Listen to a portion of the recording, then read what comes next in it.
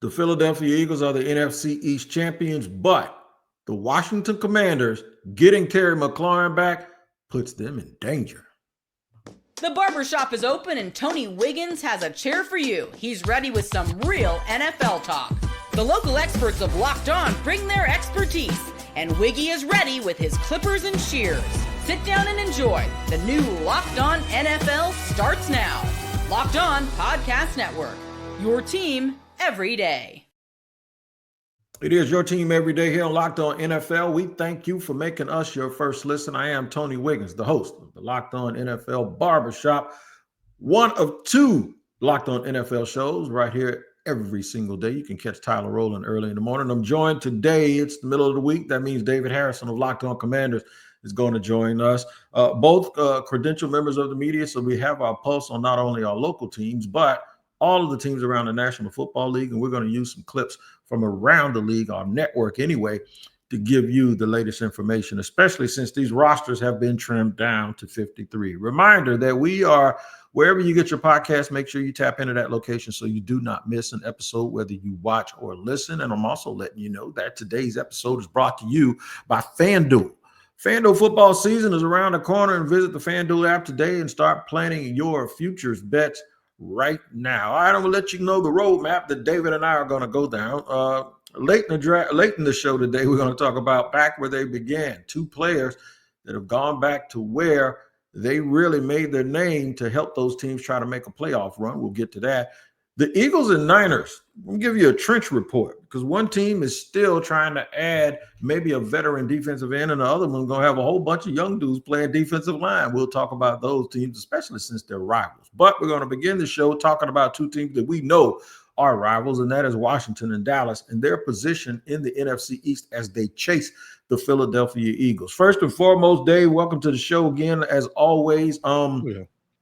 Terry McLaurin, the big news that everyone was waiting for, signed a deal with Washington. The details came out today.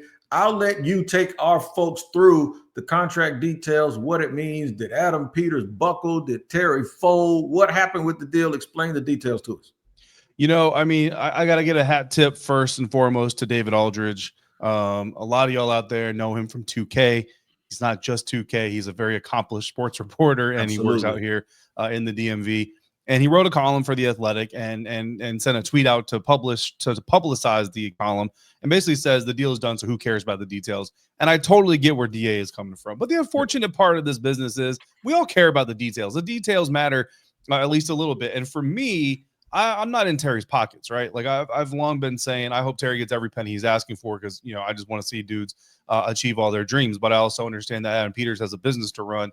And if he runs his business just giving everybody what they want, he's going to be out of a job very, very quickly. Our estimation, once we dove into the analytics, we did some Cynthia Freeland type of work. Shout out Cynthia Freeland, the analytics expert over there at NFL.com. We came up with a figure of about $26 to $28 million per year, which I admitted at the time was significantly lower than my projected contract range, which started at $32.5 million per year on a new deal. So I was like, okay, maybe I got to relook at some things and how I'm looking at this. Maybe I'm looking at this with Commanders colored glasses on, right? Mm-hmm. And then the report comes out, and what's the report? $32 million annual average value, which is right around where we first started. But now the contract details are out. It's actually more like $29 million annual average value. There are some incentives in there. They're called reachable, which also translates to unlikely, right? Reachable, when you hear someone, an agent put out there through the media, these are reachable incentives. That means they're unlikely incentives because the NFL actually identifies incentives as likely and unlikely. So if the agent isn't using the word likely, it means they're unlikely. Yeah. So could Terry McLaurin earn up to $32 million per year? Yes. Is he more likely to earn around $28 to $29 million annual average value per year? Yes. And that's exactly the range that we thought it was going to be. So the good news here is twofold. One, Adam Peters has set a very strong precedent that, listen, guys, I love you. I want to keep you. I'm not going to get robbed. I'm not going to get fleeced in order to do it. That's number one. Number two, though, is we can work out the details of this contract so that when it goes public, you get to take your public social media victory lap, which is exactly what Terry McLaurin got to do. So those two things both exist at the same time. Masterclass by Adam Peters, as far as I'm concerned, as a general manager in his first real big test. And I think Terry McLaurin's going to be locked in, and the Washington Commanders are going to beat the Philadelphia Eagles. They're going to win the NFC East division. They're going to win the Super Bowl. So, what else do we have to say? There you go, man. And there you go. Dave with his unbiased. I'm telling you, man, he is unbiased all the time. That's for the comment section. Yeah, if y'all think that man is just doing this and saying this because he doesn't believe it, you're lying. But no, those things are super, super important because when I saw, I think it was Albert Breer posted a breakdown, a picture of a breakdown, and I'm like, yeah, Jerry, who we're gonna get to in just a second. You expect, and I'm not saying football players aren't smart, but you expect Michael Parsons to come in here and sign a deal. You see all that detail in that? No, he needs representation, whether you think it's a lawyer paid by the hour or an agent. This is why guys have agents. I think fans see the number, they'll just see 5 years, 200 million. That's 40 million a year. It doesn't work like that. There's a bunch of little a whole lot of stuff to these contracts. Which one of these teams do you think? I think Washington did a good job because they got rid of this lingering problem and they can just focus on the things that they're trying to accomplish. While Dallas still has the problem where you get Shoddy talking about a dude's body language. Excuse me, you ain't been here while I've been running around on that field for 4 years, dude. Hold your horses. But Dallas did trim their 53-man roster. I'm going to listen to the guys from Locked On Cowboys, and then we'll come back and say who has the advantage. And I'm going to tell you right now, I know who David says has the advantage because he already told you. Check this out. It seems like it came down to Perrion Winfrey and Ernest Brown for that last spot, and the Cowboys decided to go with Winfrey. Yeah, but I think Winfrey was just on a different level of performance during the training camp and during the preseason game. So, yeah, I mean, I'm glad that when we got that correction that came down, because I do think that the Cowboys just simply can't afford to cut him at this point. They have so many problems at defensive tackle, and he is a guy that appears to be a useful down roster rotational defensive tackle who can give you snaps all up and down the line. So, I think that was a good choice by the Cowboys. Look, Dallas has drafted a lot of really good players. Dorrance Armstrong is running around in Washington. They have a bunch of dudes.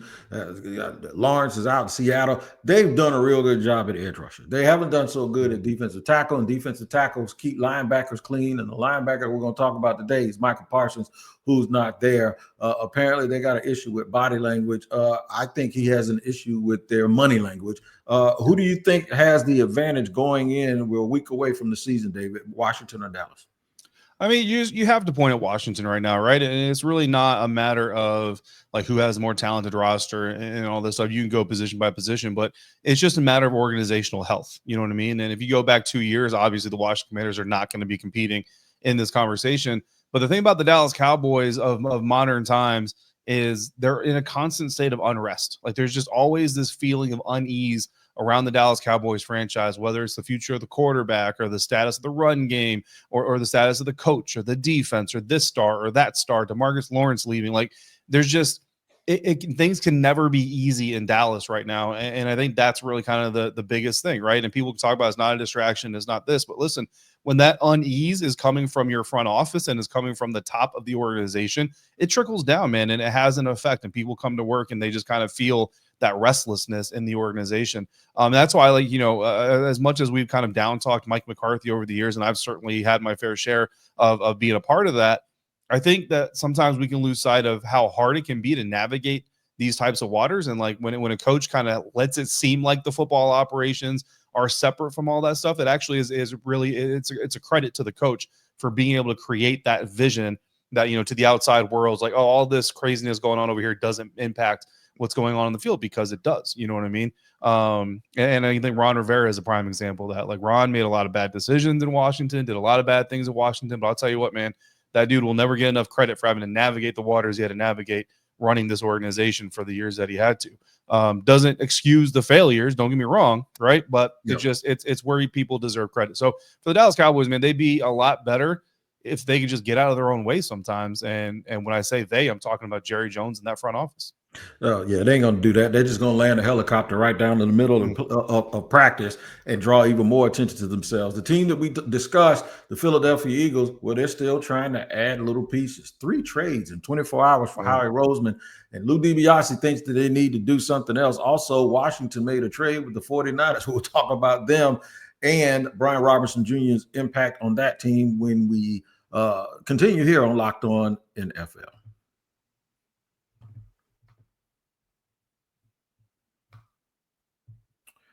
All right, today's show is sponsored and brought to you by FanDuel. That is correct, man. FanDuel is the absolute truth. And you all know it. August 26th is officially FanDuel Futures Day, a brand new holiday for football fans who live for bold predictions and preseason hunches. For just 24 hours, FanDuel is giving you deals on NFL season predictions. So whether you're calling your MVP, eyeing a long shot division winner, or ready to crown your Super Bowl champ before week one even kicks off, this is your moment. I'm going to take a flyer right now and tell you that Joe Burrow is going to get this year the MVP trophy that he didn't get last year, even though the Bengals are going to struggle to 500. It's always, we got to pay you back. And nobody knows that more than Baltimore Ravens fans. All right, visit the FanDuel app today and start planning your futures bets now, because FanDuel Futures Day is one day and one day only. I'll say it again. It's August 26th, FanDuel Futures Day. FanDuel, play your game. Moving and grooving here in the barbershop on Locked On NFL. I'm Tony Wiggins. He is David Harrison.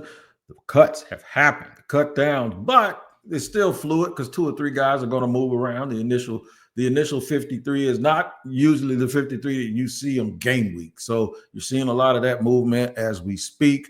And Philadelphia made a lot of moves, 3 trades to help the floor that's already very high for their football team. Lou DiBiase says there's one dude out there now that Trey Hendrickson's off the board.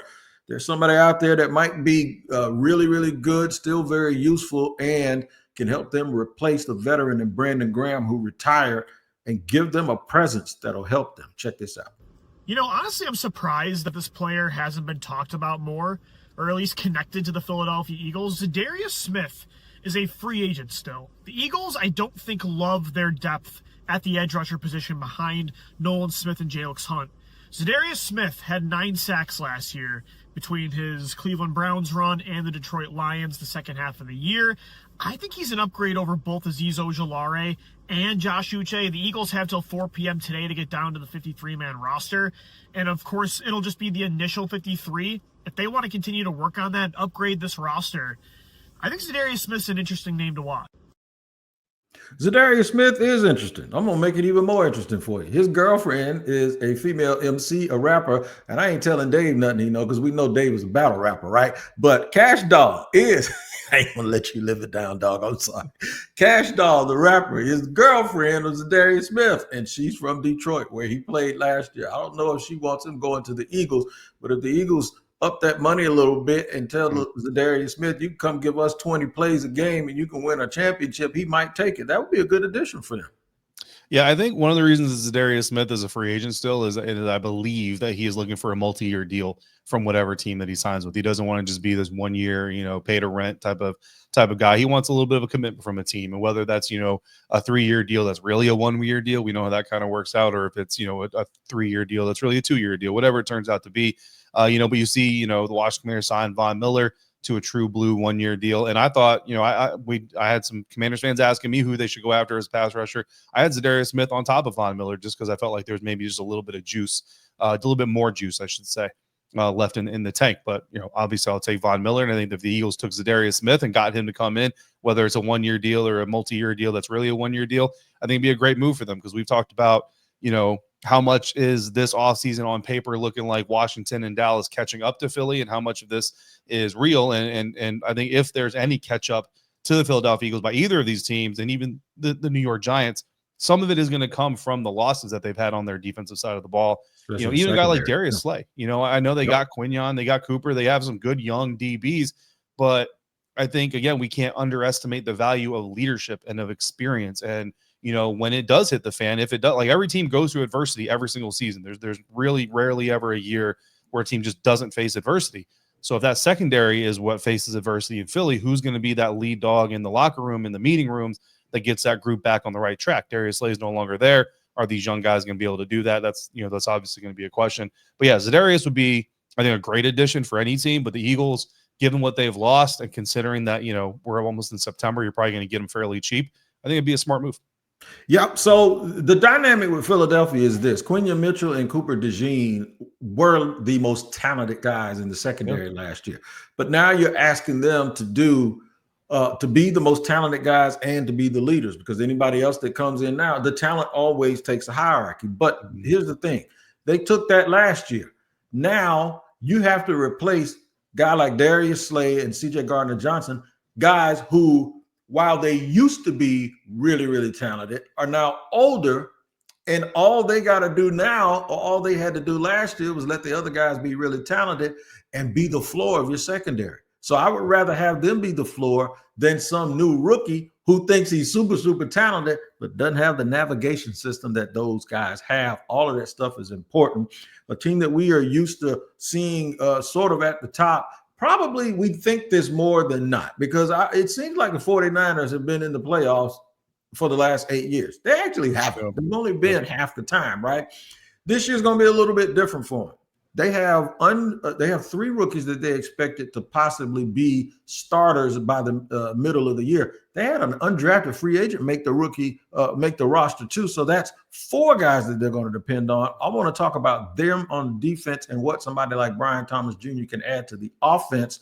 Not Brian Thomas Jr., Brian Robinson, who was traded from Washington, what he can do to add to the offense to sort of mitigate maybe the fact that they need to control the ball a little bit. But listen to the guys from Locked On 49ers. But also on the stock up side is Sebastian Valdez. He was an undrafted free agent. He's looked awesome. He's looked better than the 49ers second-round pick. He is powerful. He is down in and down out, playing really good football for the 49ers in this preseason game, pushing offensive linemen back, just power, has some athletic ability and a little bit of juice and a little bit of explosion coming out of his stance, which is huge.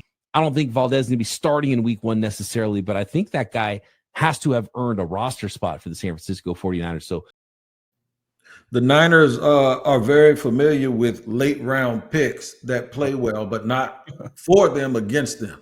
You remember Pete Carroll was drafting a lot of dudes in San Francisco early, but then guys that were playing were 4th, 5th, and 6th round picks as the Legion of Boom was winning. So it's possible that having a late round pick outperform a second round pick can be viewed as a bad thing. But in this situation, I don't think that's the case. Yeah, I mean, you know, it comes down to position versatility, right? And what pops off on tape, right? I just had this conversation with Eddie Goldman, a veteran D tackle that the Washington Commanders brought in this year. And if you know Eddie Goldman's game, his game is to be a really big dude in the middle of the offense or the defensive line, eat up space against the offensive line, and potentially eat up blocks. And what that does is it doesn't register on the stat box, right? There's no assists in this game, but it frees up guys to go get sacks. It frees up guys to go get tackles for losses and things like that. And Collins, their second round pick, like, to me, that's kind of what he is coming out of Texas, is he's really just a space eater, and space eaters don't flash on tape. You know what I mean? So there's just a little bit, you know, not that I need to defend the kid, but there's just a little bit of defense there too. If that's his game and that's what the Niners are asking him to do, is eat space and eat blocks. Okay. But that's not going to pop on tape. You know what I'm saying? That being said, the best GMs in the league find that undrafted talent. They find that talent where nobody thinks there's talent. That's how guys like Howie Roseman get the reputation for fleecing people. That he does is he goes out there and gets things that people see less value in and turns them into Super Bowl contributors, things like that. John Lynch has had a pretty good run at that. I think injuries have derailed a lot of the decisions that he's made. Deebo Samuel's injury and illness last year, Brandon Ayuk, obviously his injury, Christian McCaffrey's injury. Like, it's just, you know, sometimes it's a comedy of errors that really are out of anybody's control. Now with the San Francisco 49ers and what Brian Robinson can bring in, I think it's a good change of pace type of guy. And I think it's exactly what the 49ers need to focus on. They need to be able to pound the ball. They need to be able to run the clock because they don't have a lot of weapons out there anymore. And they can't get into track meets. If they try to get into track meets with teams, they don't have enough guys. They don't have enough guys to run all the legs in the relay, right? If you can follow the analogy. So I think it's a smart decision by the Niners. I think Brian Robinson has a lot of potential still left in him. I don't think that, you know, we're ever going to see a different version of B-Rob. I think he's kind of hit who he is in the National Football League. But if you put him in the right situation with the right team and the right scheme, that can shine, that can excel. And I think the Niners are a good spot for him to do it.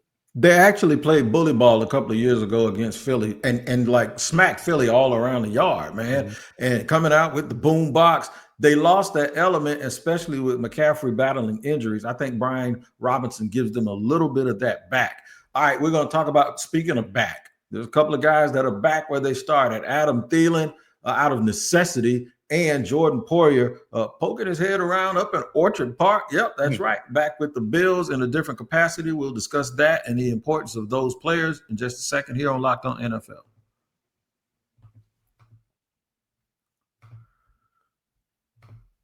All right, we have an important request. Locked On wants to hear from you. We've been putting together a survey to learn more about our listeners and make your favorite podcasts even better. This is your chance to tell us what you like, what you don't, and answer questions about our advertising. Go to Locked On Podcasts with an s.com/survey to get started. Everyone who completes the survey will be entered for a chance to win one of 10 $100 Amazon gift cards. Again, that's Locked On Podcasts with an s.com/survey. So you also can find the link in the show notes here on this show. Thanks for helping us out here at the Locked On Podcast Network.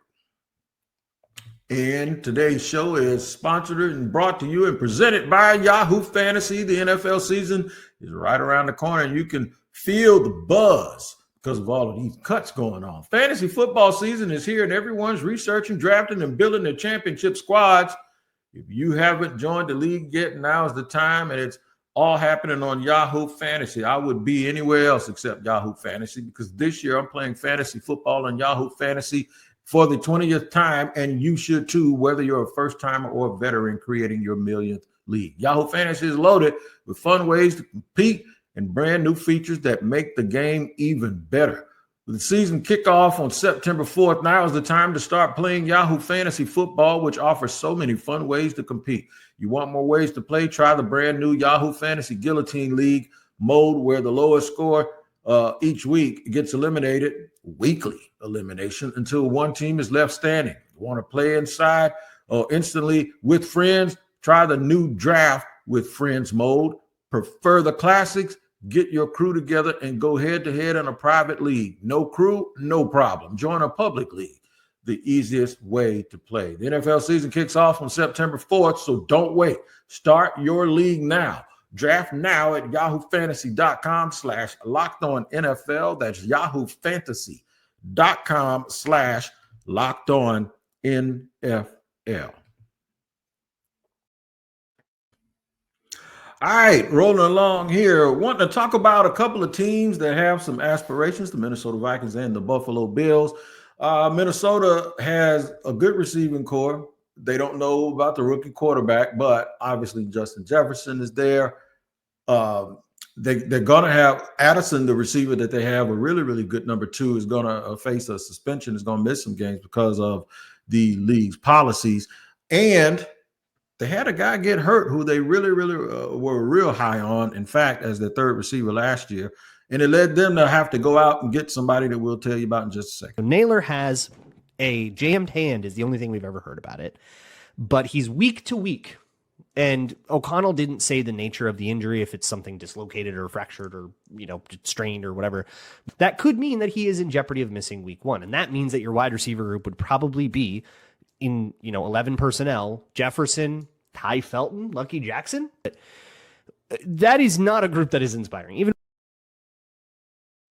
So you have to go and get somebody that can play, that is also at this stage, they're familiar with what you do, they roll out of bed, and it happens just like that. Nobody better than Adam Thielen, who was traded back from the Carolina Panthers and going back where he came from, Big Dave. Yeah, man. I mean, look, it's great for Adam Thielen. I think he's been kind of quietly one of the more consistent receivers in the league, and obviously a little bit underappreciated there in Carolina, for a little while. But it's great for the Minnesota Vikings because you got J.J. McCarthy. You need weapons that he can rely on, and bringing in a steady veteran like Adam Thielen is going to be able to provide that. Plus, you look at their schedule, man. I mean, you open up the season Monday night, division rival. That's a huge game. That is a huge game. If you go in Chicago, and I'm going to call it steal one just because it's a road game, right? But if you go to Chicago and steal one, that's a clutch win. You've got your home opener in the week after that, and then you've got the Bengals coming in. We know the Bengals are looking to show everybody that last year was a fluke and that all that money wasn't wasted on T. Higgins, and nobody's saying it's wasted on Jamar Chase, but that money wasn't wasted on those 2 receivers. So they're coming in with a vengeance. You need to get wins, man. You need to come out of that 3-game stretch 2-1. And then you get Jordan Addison back, and you can kind of hopefully, try to get things rolling and maybe get J.J. McCarthy under solid footing. So I think it's a great move for the Vikings. I think it's great news for Adam Thielen. Jalen Naylor's injury is obviously significant. Ty Felton, I think a lot of, potential in Ty Felton. I really liked him, coming out of Maryland, but you don't want to rely on a rookie first week of the season, especially when you got a quarterback like JJ McCarthy, who's essentially a rookie himself. So just for all the reasons in the world, great move by the Vikings, great move for Adam getting to go back home. Part of him at least always wanted to be back there anyway. Just good matchup all around. Yep, high aspirations for them and high aspirations for the Buffalo Bills. But we mentioned earlier that the 49ers might be playing now for young defensive linemen. Well, the Bills are in the same situation. They've done a real good job of drafting and player development, but you don't want to overload yourself with a bunch of young guys. So they made a move to bring back Jordan Poyer, and they also made a move to bring back a big veteran defensive tackle that can help stabilize and give them depth. Check this out. Tom Pelissero reported that defensive tackle Jordan Phillips visited with the Bills on Sunday and is expected to sign later in the week. There's a lot of variables in play here. And I think the number one variable is the Bills are set to enter this season with very inexperienced depth behind Daquan Jones and Ed Oliver. There's already been a handful of guys released. But the Bills are moving on from somebody at defensive tackle. I think it's most likely to be Dwayne Carter. I think it's Dwayne Carter, too, second-year player out of Duke. Yep. But I like this. I like what we see these teams are doing. I liken it to building a house, Dave.